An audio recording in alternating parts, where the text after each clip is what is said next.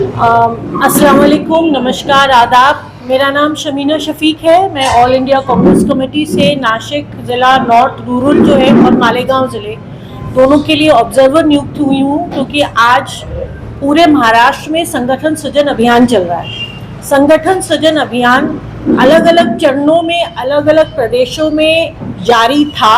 शुरुआत गुजरात से हुई थी और अभी इस समय जब महाराष्ट्र में ये अभियान चल रहा है, इस समय दिल्ली में भी है, त्रिपुरा में भी है और एक और प्रदेश है, मेरे ख्याल से अरुणाचल है, वहाँ पर भी चल रहा है। ये पूरा का पूरा अभियान नव निर्माण का है। जैसे जब सृजन की बात होती तो किसी चीज़ को नवीन तरीके से पैदा करना, फिर से निकालना। तो संगठन सृजन का जो मकसद है वो नए लोगों को संगठन में जोड़ना, पुराने लोगों के जो एक्सपीरियंसेस हैं उनको साथ लेकर युवा शक्ति, युवा जोश के साथ अलग अलग वर्गों के लोगों को साथ में लेकर, महिलाएं हो गई, ओबीसी से लोग हो गए, माइनॉरिटी से लोग हो गए, एससी से, एसटी से और ओबीसी से, जितने भी अलग अलग विभिन्न वर्ग हैं समाज के, उन सब के लोगों को समाहित करके संगठन का नया निर्माण करना। पिछले तकरीबन 8-10 दिन से मैं नासिक में थी। कल आपके मालेगांव और रूरल ब्लॉक की यहाँ पर बैठक भी हुई। उस मौके पर भी यहाँ मालेगांव सिटी से बहुत लोगों से मुलाकात करने का मौका मिला। मेरे साथ यहाँ पर संगठन सृजन अभियान के सह प्रभारी जो महाराष्ट्र प्रदेश कांग्रेस कमेटी से जिनको नियुक्त किया गया है, अनीस अहमद साहब हैं, पूर्व मंत्री हैं महाराष्ट्र के और जाने माने नाम हैं। आपके मालेगांव में बहुत ज़्यादा खिदमत लोगों की बहुत सालों से कर रहे हैं। हमारे साथ नूर अंसारी साहब हैं जो भिवंडी से आते हैं, महाराष्ट्र प्रदेश कांग्रेस कमेटी के। आप भी स्टेट ऑब्जर्वर हैं और यहाँ पर हम सब के लिए गौरव की बात है कि एक महिला नेत्री इस पूरे के पूरे अभी जो लोकसभा है उसका रिप्रेजेंटेशन सदन में करती हैं। मालेगांव उसका एक बहुत बड़ा न सिर्फ हिस्सा है बल्कि मालेगांव का एक बहुत बड़ा अहम रोल रहा है उनको सांसद बनाने में, जिसकी बात वो खुद भी कहती हैं और बहुत फ़ख्र के साथ कहती हैं। तो ये हमारे लिए फ़ख्र की बात है कि एक महिला सांसद हमारे बीच में है, हम सब के बीच में है। आज जब देश में महिला आरक्षण पे इतनी बात हो रही है तो उससे बहुत सालों पहले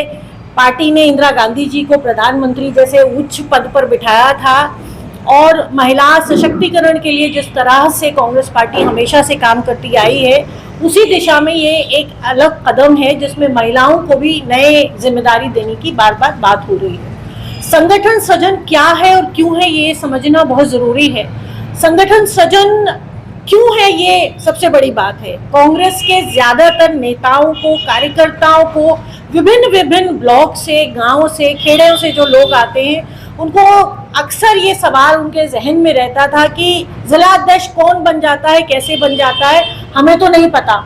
अगर हम बनना चाहें तो कैसे बन सकते हैं, या हम जिंदगी हमने अपनी कांग्रेस को दे दी, क्या कांग्रेस के लोग जो आला कमान हैं, दिल्ली में बैठे लोग हैं, मुंबई में बैठे लोग हैं, क्या उनको पता है कि हम भी हैं, हम पार्टी के लिए अपना वक्त दे रहे हैं, अपनी एनर्जी दे रहे हैं। तो संगठन सृजन के लिए आदरणीय खड़गे जी जो हमारे राष्ट्रीय अध्यक्ष इंडियन नेशनल कांग्रेस के, आदरणीय केसी वेणुगोपाल जी जो संगठन महासचिव प्रभारी हैं और आदरणीय राहुल गांधी जी जो नेता सदन है और हम सब के लिए बहुत हमारी आवाज़ है, गरीबों की, माइनॉरिटीज़ की, दलितों की, पिछड़ों की सदन में आवाज़ है। उन सब को लगा कि कुछ ऐसा करना चाहिए जिससे ये जो आम शिकायत या सवाल लोगों के जहन में उठता है उसको ख़त्म किया जाए। लिहाजा संगठन सृजन का जो तरीका था वो अपनाया गया, जिसमें हम सब आपके बीच में आए हैं और आपके माध्यम से ये सब लोगों से आह्वान कर रहे हैं, सब लोगों से गुजारिश कर रहे हैं कि कोई भी व्यक्ति जो कांग्रेस पार्टी का प्राथमिक सदस्य है वो ये फॉर्म भर सकता है जो हम अभी सबको आपको भी दिखाएंगे, जो जिला अध्यक्ष का आवेदन पत्र है। तो कहने का मकसद है कि ये जो पूरी प्रक्रिया जिन जिन प्रदेशों में हो गई, ये 7वां चरण है जब हम आपके बीच में आए हैं, वरना बहुत सारे चरणों में अलग अलग प्रदेशों में ये काम हो चुका है। तो एक बार ये प्रक्रिया जब पूरी हो गई तो महाराष्ट्र में कोई कार्यकर्ता ये नहीं कह सकता कि हमें नहीं मालूम जिलाध्यक्ष कौन बन गया, कैसे बन गया, क्योंकि ये सबकी जिम्मेदारी बनती है और सबकी जवाबदेही भी बनेगी और सबको एक तरीके से उनका बहुत ज़्यादा एहतराम के साथ उनसे कहा जा रहा है कि अगर आप फॉर्म भरना चाहते हैं तो आप फॉर्म भरें। इससे पहले यहाँ आपके महाराष्ट्र में आने से पहले यही जिम्मेदारी हमने जम्मू कश्मीर में निभाई थी, यही जिम्मेदारी उसके बाद बिहार में निभाई, और अब आपके बीच में तीसरे चरण में मैं भी आई हूँ यहाँ महाराष्ट्र में। ये फॉर्म भरना उन सब लोगों से आपके माध्यम से कहना चाहती हूँ कि भरे। जिलाध्यक्ष एक ही चुना जाएगा, जाहिर सी बात है। हो सकता है 15 फॉर्म्स आए, हो सकता है 20 फॉर्म्स भरे जाए, हो सकता है उससे ज़्यादा या उससे कम फॉर्म भरे जाए। जो हमारा रोल है, हमारे साथ जो स्टेट कोऑर्डिनेटर्स यहाँ बैठे हैं, हम सब जो लोग फॉर्म भरेंगे उनसे अलग से बातचीत होगी, 1 to 1, एक पर एक बैठकर बात होगी, और उनसे पूछा जाएगा कि मालेगांव को आप किस तरह से देखते हैं, संगठन में आप किस तरह से अपनी जिम्मेदारी तय करेंगे, कैसे आप संगठन को आगे बढ़ाएंगे। और उस पूरे बायोडाटा के साथ उस जो बातचीत होगी उसको ध्यान में रखते हुए कोई 6 नाम हमको आगे बढ़ाने हैं, 6 नाम दिल्ली तक भेजने हैं। सारे नाम दिल्ली नहीं जाएंगे, वो 6 नाम में से पार्टी फैसला करेगी कि किसको जिलाध्यक्ष बनना है, वो मेरे भी हाथ में नहीं है। हाँ, हर कैंडिडेट का क्या पॉजिटिव है क्या नेगेटिव है ये बताना पार्टी को, ये हमारी जिम्मेदारी है, ये पार्टी को हम बताएंगे। एक बात और आपसे कहना चाहती हूँ कि जो ऐप हमारे पास है, जिस ऐप के माध्यम से हम सारे observers day to day reporting कर रहे हैं, आज आपसे बात हो रही है, हमको शाम को फोटो के साथ कहाँ पर बैठक हुई, किन लोगों के बीच में बातचीत हुई, अपलोड करना है। तो इसमें कहीं भी कोई भी जो अगर किसी के दिल में ये शुबा हो कि भाई ये प्रोसेस पारदर्शी नहीं है, ट्रांसपेरेंट नहीं है, तो ये शुबा खत्म हो जानी चाहिए। क्योंकि रोज के रोज जब रिपोर्टिंग होनी है, हम कहाँ गए, कितने लोगों से मिले, हमें ये भी बताना है। हर ऑब्जर्वर की ये जिम्मेदारी बनती है। तो लिहाजा एक बहुत ही ट्रांसपेरेंट प्रक्रिया है। इस पूरे दौर में ना सिर्फ जिलाध्यक्ष को चिन्हित करना है या उनको ढूंढना है, बल्कि उसके साथ साथ आप यहाँ मालेगांव में आए तो मालेगांव में खास तौर से किस तरह से और लोग हैं जिनकी लीडरशिप को आगे बढ़ाना चाहिए, ये जिम्मेदारी भी हम सबके ऊपर है कि कौन ऐसे लोग हैं जिनको मालेगांव में अलग अलग जिम्मेदारियां दी जाएं। किसी को बोलना बहुत अच्छा हो सकता है, प्रवक्ता हो सकता है, कोई संगठन का काम बहुत अच्छा कर सकता है, किसी का जो आउटरीच प्रोग्राम है, सोशल आउटरीच है, लोगों से और मिलना। भाई कांग्रेस परिवार के बाहर भी दुनिया है, मालेगांव में लोग हैं, तो उनसे मुलाकात करके उन तक कांग्रेस की बात पहुंचाना हो सकता है। कुछ लोग ये काम बेहतर कर सकते हो, कुछ लोग महिलाओं को ज़्यादा पार्टी में ला सकते हो, उनको मेंबरशिप दिलवा सकते हो, युवाओं को जोड़ सकते हो। ये सारे काम इसी प्रोसेस में चिन्हित किए जाएंगे, ढूंढे जाएंगे कि ऐसे कौन से लोग हैं, और यही जिम्मेदारी के साथ आपके बीच में आए हैं। कल क्योंकि ब्लॉक की मीटिंग थी, यही आपके ज़िले में थी, तो बहुत सारे शहर के लोग कल मुलाकात की। कल से बल्कि बहुत पहले से बहुत लोगों से फ़ोन पर बातचीत हो रही है। भारत जोड़ो यात्रा जो आपके मालेगांव से भी निकली थी, भारत जोड़ो न्याय यात्रा, उसने जिस किस्म से पूरे के पूरे हिंदुस्तान में एक रेवोल्यूशन लेकर आया, पहले कन्याकुमारी से चलिए कश्मीर तक, और उसके बाद जो सेकेंड फेज था उसमें मालेगांव भी आई थी। मैं साक्षी हूँ उस बात की, क्योंकि कन्याकुमारी से पूरा केरला हम खुद भारत जोड़ो यात्रा में चले थे। तो जिस तरह से राहुल गांधी जी ने मोहब्बत की दुकान खोलने की बात कही थी, जिस तरह से राहुल गांधी जी ने ये कहा था कि हर वर्ग के लोगों को साथ में जुड़ना है, उनकी समस्याओं को कांग्रेस के लोगों को समझना है, उसके सलूशन निकालने हैं, उनके साथ खड़ा होना है, उनके दुख में, उनके सुख में, उसी मकसद के साथ आप ये समझ लीजिए कि भारत जोड़ो 3 चल रहा है। सेकेंड फेज में आपके उसमें यात्रा आई थी, एक तरीके से ये उसी का एक्सटेंशन है, क्योंकि यहाँ पर भारत जोड़ने के बाद कांग्रेस के परिवार के सदस्यों के माध्यम से हो रही है। तो नए लोग संगठन में जुड़े, आपके माध्यम से कहना चाहते हैं उन तंजीमों को, उन एनजीओज को, उन ऑर्गेनाइजेशंस को कि जो लोग भी इस देश से मोहब्बत करते हैं, देश की एकता से मोहब्बत करते हैं, अखंडता से मोहब्बत करते हैं, हिंदू मुस्लिम सिख ईसाई की धर्मों की एकता से मोहब्बत करते हैं, वो सब आए, हमसे मुलाकात करें, हमें राय मशवरा दें, बताएं कि हम किस तरह से और बेहतर काम कर सके। कि मालेगांव में कांग्रेस पार्टी तो मजबूत है, अगर कांग्रेस पार्टी मजबूत नहीं होती तो सांसद जी इतने मतों से यहाँ से जीत के नहीं जाती, मगर फिर भी कभी उतार कभी चढ़ाव होता है, तो हम और मजबूती से लोगों की खिदमत कैसे कर पाए। क्योंकि कांग्रेस पार्टी की राजनीति का जो एक ही जरिया है वो है सेवा, वो है खिदमत।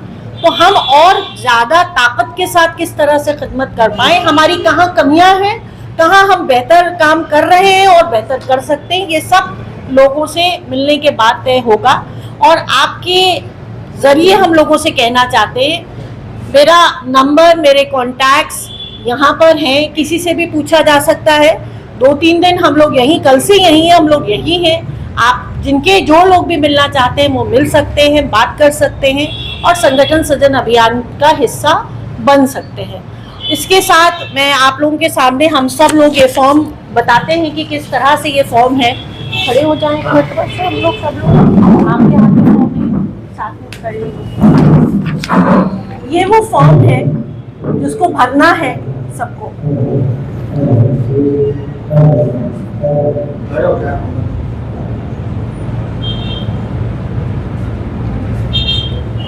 बहुत शुक्रिया।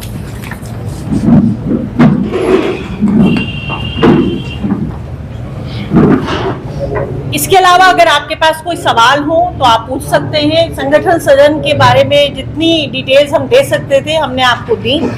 आप कोई सवालात हो तो आप पूछ लें। मगर मेरा एक गुजारिश है, संगठन सृजन तक ही रहिएगा, संगठन तक। संगठन के आगे का कोई भी जवाब हम लोग यहाँ प्रेस कॉन्फ्रेंस में नहीं देंगे, तो संगठन की बात करेंगे, ठीक है? संगठन सृजन की बात, कांग्रेस के इतने बड़े लीडर जो है यहाँ पे बहुत सालों के बाद हमने देखा कि एक साथ यहाँ पे बैठे। आप ये चाहते हैं कि कांग्रेस को संगठित करना है यहाँ पे। मालेगांव शहर में 2 लाख वोट मालेगांव शहर में जीत गए। उसके बाद से मालेगांव शहर में कांग्रेस का कोई भी लीडर मालेगांव शहर का पुरसान हाल पूछने के लिए नहीं है। आज आप आए हैं, आपका स्वागत है, कोई नहीं, लेकिन इससे पहले क्यों नहीं आए? ये संगठन सदन आप ये चाह रहे कि पार्टी की क्या पोजीशन है वो जानने के लिए आप नए ही करना, तो उसी से जुड़ा हुआ ये सवाल है कि इतने दिन पार्टी ने मालेगांव शहर को एक साइड कॉर्नर क्यों कर दिया? हमें नहीं लगता कि पार्टी ने साइड कॉर्नर कर दिया। जब मालेगांव का रिप्रेजेंटेशन खुद सांसद जी कर रही हैं और वो यहाँ आती रहती हैं, और उनके डॉक्टर साहब है हस्बैंड, वो भी यहीं पर होते हैं, मुझे लगता है, क्योंकि जाहिर सी बात है लोकसभा क्षेत्र बहुत बड़ा होता है, हर वक्त वो नहीं हो सकती। तो परिवार के लोग, पार्टी के लोग, जो संगठन के लोग हैं वो भी होते हैं। तो मुझे नहीं लगता कि कहीं से भी नज़रअंदाज हुआ है। मैडम आपके लिए कि हम थोड़ा सवाल इस तरफ से हो जाएंगे कि हमको जन्म दाखिला मामले के अंदर हमारे शहर के 32 लोग पिछले 2 साल से जेल की सलाखों के पीछे है, जिसमें 2 लेडीज भी जी। ये परेशानी हमारी है। एसआईआर की दूसरी परेशानी हम पर आ गई। हमने सांसद चुन के दिया है, ये बात ठीक है, उनका काम बहुत बड़ा है, लेकिन कांग्रेस पार्टी की जानिब से जिस तरह से रियासत से या फिर सेंट्रल से हमको मदद मिलनी चाहिए थी हमारे शहर को, वो नहीं मिली।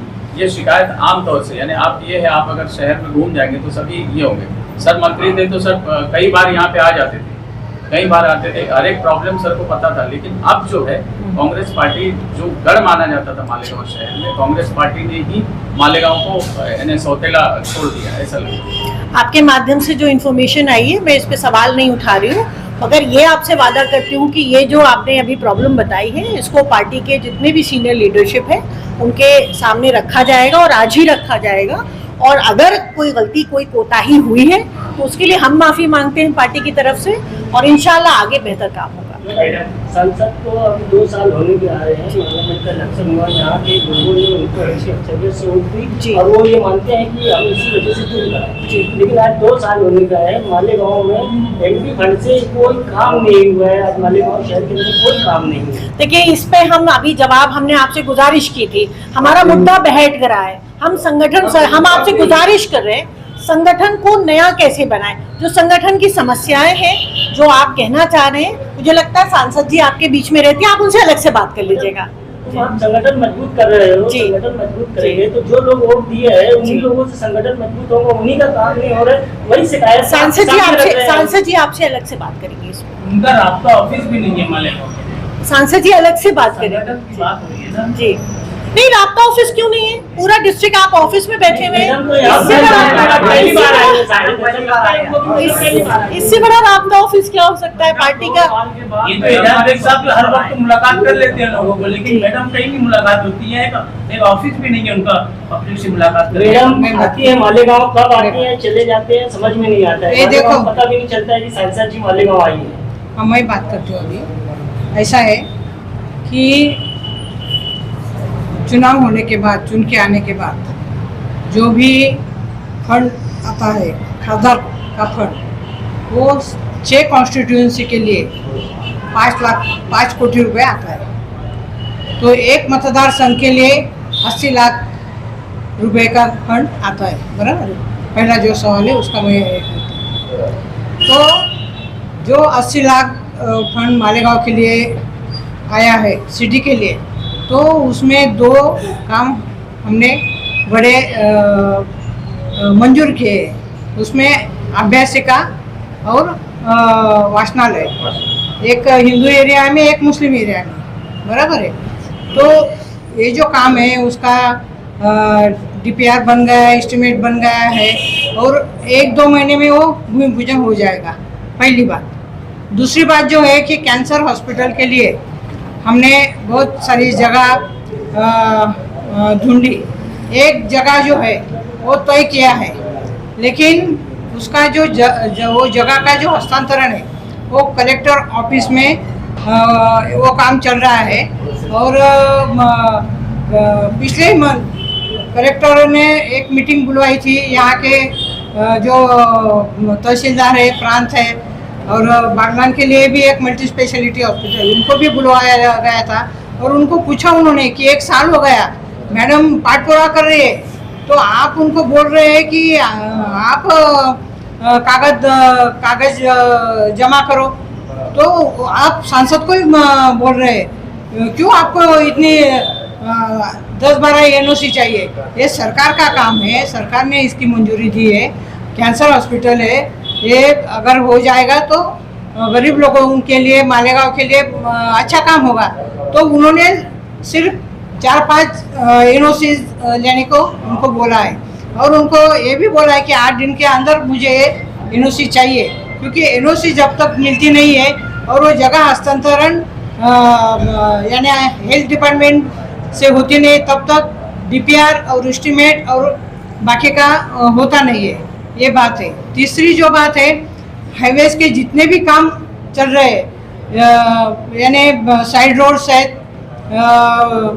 अंडरपास है, ओवरब्रिज है, धुलिया तक, पिंपल गांव से धुलिया तक, ये सब गडकरी साहब ने मेरे लेटर पे मंजूर किए और वो चालू भी हुए। धुलिया के लिए, धुलिया मतदार संघ है, धुलिया के लिए भी एक आयुष हॉस्पिटल मंजूर हो गया है, उसके लिए 15 कोटि रुपीस जो है वो पकड़े है, वो भी अभी जगह हस्तांतरण का चालू है। ऐसा है कि हर एक काम को मंजूर होने के लिए टाइम लगता है। लेकिन मैं आपको बताती हूँ कि मनमाड़ इंदौर रेलवे वो भी मालेगांव से जाने वाली है, लेकिन उसका भी जगह हस्तांतरण का जो मामला है, आपको मालूम है किसान लोग उपोषण के लिए बैठे थे, बहुत सारे लोगों को अटक हुई है। और ये लेटर जो है ये अश्विनी वैष्णव जी को भी मैंने दिया है कि आप इसमें एक मीटिंग लो और उनका क्या कहना है वो सुन लो, क्योंकि GR है, GR से ऐसा है कि जो रेडिरेक्टर दर है उससे 4 गुना ज़्यादा पैसे मिलते हैं, उससे ज़्यादा तो नहीं मिलते। लेकिन ये एक मीटिंग भी अभी यहाँ से हुई है, लेकिन कोई सुझाव नहीं निकला है।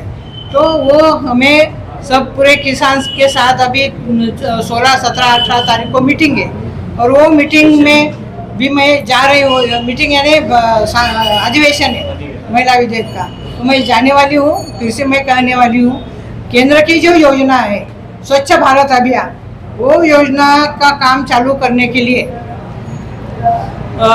मालेगांव है, धुलिया है, सटाना है, उसका भी भूमि पूजन हो गया है। वो ये तो केंद्र की योजना है। खासदार निधि जो है बहुत कम होता है, और जब मैं आती हूँ तब जो भी निवेदन है वो रास्ते के मिलते हैं, ड्रेनेज के मिलते हैं, और ये ड्रेनेज का काम तो कॉर्पोरेशन से चल रहा है। अभी तो बॉडी भी आ गई है, तो वो काम उनकी जिम्मेदारी वो पूरा कर लेंगे। लेकिन जो भी एक 4-5 बड़े काम करने के हैं मालेगांव के लिए, वो तो हो जाएंगे, ऐसा मैं आपको विश्वास देती हूँ। और आपने हाईवे 6 लेनिंग के लिए मैंने एक सवाल पूछा था पार्लियामेंट में तो गडकरी साहब ने उसको जवाब दिया है कि सिक्स लेनिंग हाईवे मंजूर हमने किया है और उसका DPR भी अभी चल रहा है, हो रहा है। तो ये बहुत बड़ा काम होने वाला है।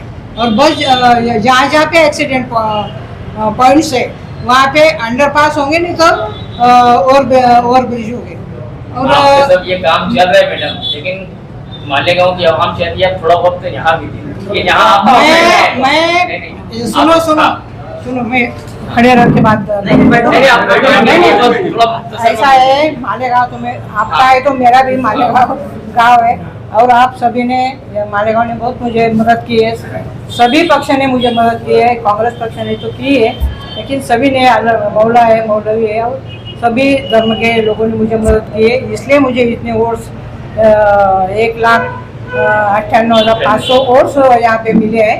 बाकी के भी कॉन्स्टिट्यूंसी में वोट बढ़े, इसलिए हम चुन के आए, नहीं तो इतना आसान नहीं था। और ये जो मुझे संधि मिली है तो इसका तो मुझे पूरा ध्यान है। एक बात ध्यान पे रखो कि हम कांग्रेस के हैं, बराबर है, सत्ता यूटी के, बीजेपी के, उनसे निधि लेकर आना और काम करना ये मुश्किल है। फिर भी हम ज़्यादा से ज़्यादा कोशिश यहाँ पे कर रहे हैं। और आपको मालूम है कि उन्होंने नैरेटिव बना दिया पूरे दिल्ली तक। हाँ, तो मैं जब भी केंद्रीय मंत्री के पास जाती हूँ, मालेगांव जुलिया बोला तो उनका यानी करंट लग जाता है। तो मैं उनको समझाती हूँ कि आप जो सोच रहे हैं ऐसा नहीं है। मालेगांव ने हमेशा सेक्युलर जो उम्मीदवार है उनको ही वोटिंग किया है, लेकिन इस वक्त ऐसा हुआ कि MIM का उम्मीदवार नहीं था, वंचित आघाड़ी का फॉर्म बात हुआ था और जो मेन पक्ष था वो बीजेपी और कांग्रेस, इसमें ही हुआ है। और बाकी जो कॉन्स्टिट्यूंसी है उसमें भी मेरे वोट्स बढ़ गए। और मालेगांव में इसके पहले के जो 3 चुनाव हो गए उसमें बीजेपी के उम्मीदवार 6,000 से आगे गया नहीं है। हमेशा 5,500, 6,000, 4,000, 4,500 इतने वोट्स मिले। तो आप नैरेटिव मत करो, ऐसा वो हंस लेते हैं और वो बोलते हैं। और आपने मैडम को एक सवाल उठाया था कि जो जन्म दाखिला का बात, हाँ, आपने सवाल उठाया था। तो आपको मालूम है जोर भाई, आप भी थे, हमने एक मीटिंग ली, सभी पक्ष के अपने कार्यकर्ता थे, नेतागण थे, पुलिस अधिकारी थे, उनसे हमने बात किया कि हमारे लोगों को परेशान मत करो और जो बुजुर्ग है उनको ज़्यादा टाइम मत बिठाओ। और जो आप बोल रहे हैं कि कुछ केसेस कोर्ट में उनको लिया है, तो वो बोले कि हम उनके ऊपर देखेंगे, वो मेडिकल लीगल प्रॉब्लम है, हम वो सॉल्व करेंगे। ये आपका काम नहीं है। ऐसा है, अभी ऐसा है कि मालेगांव में जिसको भी प्रॉब्लम आता है, अभी किसानों को अतिवृष्टि और गारपीट हुई, कांधा पीक पूरा चला गया, डालिंग है, गेहूँ है, पूरे धुलिया कॉन्स्टिट्यूंसी में। तो तब तो अधिवेशन चल रहा था बजट का, तो मुझे अपने किसान भाई के कार्यकर्ता उनके फोन आए, मुझे वीडियो भी भेजे। तो 2 तारीख को अधिवेशन खत्म हो रहा था, मैंने एक लेटर अपने कृषि मंत्री शिवराज सिंह चौहान उनको दिया, उनको वीडियोस बताए और उनको बोला मैंने कि जिसका ज़्यादा से ज़्यादा किसानों का जो नुकसान हुआ है उनको तुरंत आप मदद कीजिए। तो उन्होंने भी बोला कि जो पीक बीमा जिन्होंने निकाले उनको ये पैसे जो है हम इमीडिएट भेजते।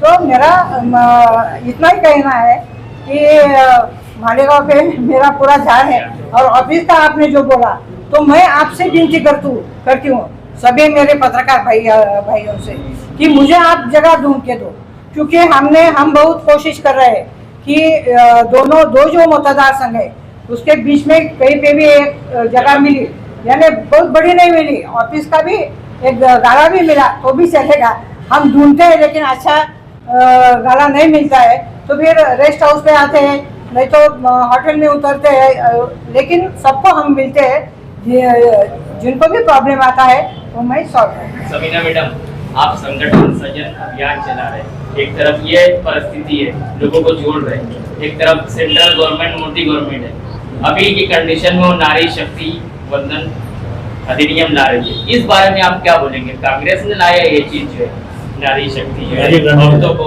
रिजर्वेशन देखिए 33%, हाँ 33% जो है, अभी आप दोनों लेडीज है, इस बारे में आप क्या बोलेंगे? देखिए 33% आरक्षण पंचायती राज में सबसे पहले आदरणीय राजीव गांधी जी ने दिया था, वो 33% से बढ़कर 50% हो गया है।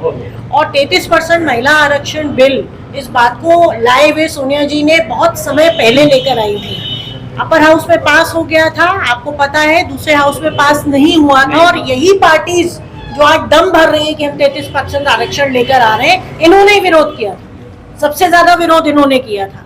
इनके आज भी कोई भी इनकी फ्रंटल, आप आरएसएस में देखिए कितनी महिलाएं आपको दिखेंगी, नहीं दिखेंगी। तो कांग्रेस पार्टी महिला सशक्तिकरण की हमेशा से आवाज भी रही है और मिसाल भी रही है। तो अभी कांग्रेस पार्टी इस बात को लेकर, न सिर्फ कांग्रेस पार्टी, मुझे लगता है पूरे भारतवर्ष की महिलाएं बहुत खुश है कि 33% महिला आरक्षण बिल आ रहा है, मगर जितनी जल्दबाजी में उसको लाया जा रहा है उसके पीछे जो मंशा है वो मुझे लगता है आदरणीय राहुल गांधी जी ने, सोनिया गांधी जी ने तो बाकायदा न्यूज़पेपर में एक कॉलम लिखकर बताया है कि क्यों जल्दबाजी हो रही है। मैं उसमें डिटेल में इसलिए नहीं जाऊंगी क्योंकि फिर मुद्दे से हम भटक रहे हैं। हमारा काम है हम अपने संगठन को कैसे मजबूत करें, हम महिलाओं को, युवाओं को अपने संगठन में कैसे मिलाएं, शामिल करें, इस बात के लिए हम सब वचनबद्ध हैं, कोशिश कर रहे हैं। आप लोगों से भी ये गुजारिश है कि अगर आपकी नज़र में कोई ऐसी महिलाएं हो जो सामाजिक तौर पे बहुत ज़्यादा एक्टिव हो मगर राजनीतिक तौर पे नहीं है, आप हमें बताइए, हम उनसे मुलाकात करेंगे। ये फॉर्म कोई भी भर सकते हैं? ये फॉर्म कोई भी जो